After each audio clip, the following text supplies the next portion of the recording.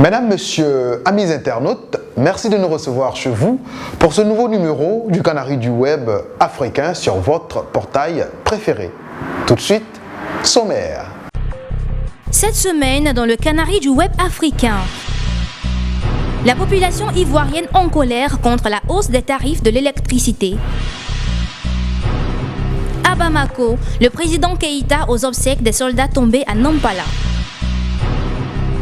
Première assemblée générale du Fonds Africa 50, le directeur général s'engage à doubler le capital d'ici la fin de l'année. Suivez aussi le hashtag du Canari et le chiffre clé de la semaine. Restons en Côte d'Ivoire où la grogne contre la compagnie ivoirienne d'électricité CIE a pris de l'ampleur la semaine dernière. Après l'augmentation des tarifs, de nombreuses manifestations se sont déroulées dans plusieurs villes de l'intérieur du pays. À Bouaké par exemple, l'on a enregistré des pertes en vie humaine et de nombreux blessés. Pourtant, quelques jours avant, la compagnie ivoirienne d'électricité avait annoncé un second report de la date limite de paiement des factures de juillet au 12 septembre sur toute l'étendue du territoire. Vraisemblablement, les Ivoiriens sont restés de marbre face à cette nouvelle annonce de la compagnie ivoirienne d'électricité. Faire de 200 jeunes Ivoiriens des entrepreneurs aguerris, voilà l'objectif que s'est fixé la Confédération Générale des Entreprises de Côte d'Ivoire et la Banque Africaine de Développement à travers le projet d'incubateur des jeunes entrepreneurs dénommé Prodige. Pierre Magne, vice-président du patronat ivoirien, nous en dit plus au micro d'Abidjan.net. Le chômage des jeunes est devenu un problème vraiment lancinant pour notre pays. Nous savons que les entreprises font tous leurs efforts pour recruter, mais pour cela il faut avoir de la croissance dans votre affaire.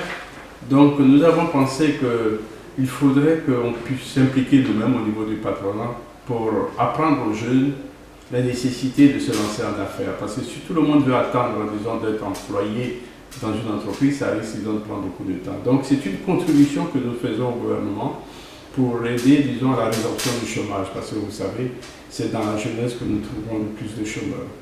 Voilà. Et en quoi ça consiste ce projet? C'est tout simplement l'idée que les jeunes qui ont des idées ne savent pas comment les transformer en projet. Et donc nous allons, disons, leur apprendre à transformer l'idée qu'ils ont en projet. Nous allons les accompagner pendant toute une période. Et lorsque, disons, l'idée sera transformée en projet, nous allons leur apprendre à faire un plan d'affaires. Comment leur affaire va fonctionner si l'idée devient un projet et si le projet existe, comment faire un plan d'affaires pour que cela puisse fonctionner. Et ce plan d'affaires, comment également il faut le présenter aux banques. Voilà tout l'accompagnement que nous voulons faire. Et nous pensons qu'à l'issue, disons, de cette période, le plan d'affaires qu'ils ont bâti peut devenir une réalité, peut devenir une entreprise. Et là, avec le soutien de la BAD, ce qui est pour nous essentiel, cela permet, disons, de pouvoir solliciter les banques, puisque la BAD a donné sa caution, solliciter les banques pour le financement de ces projets-là.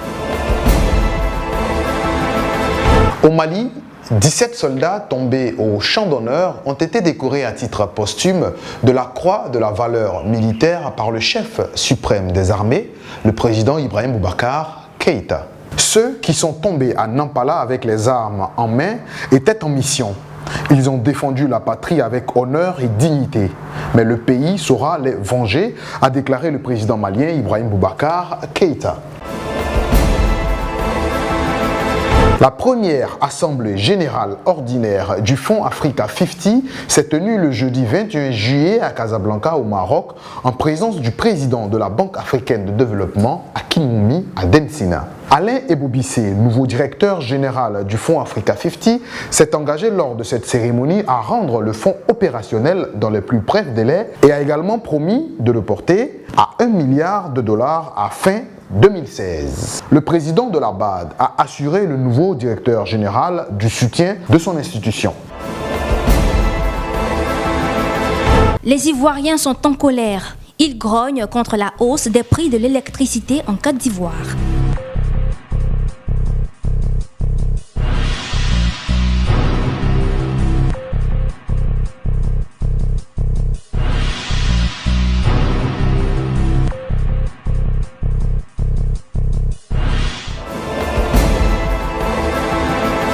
Restons en Côte d'Ivoire, mais cette fois-ci pour parler chiffres clés.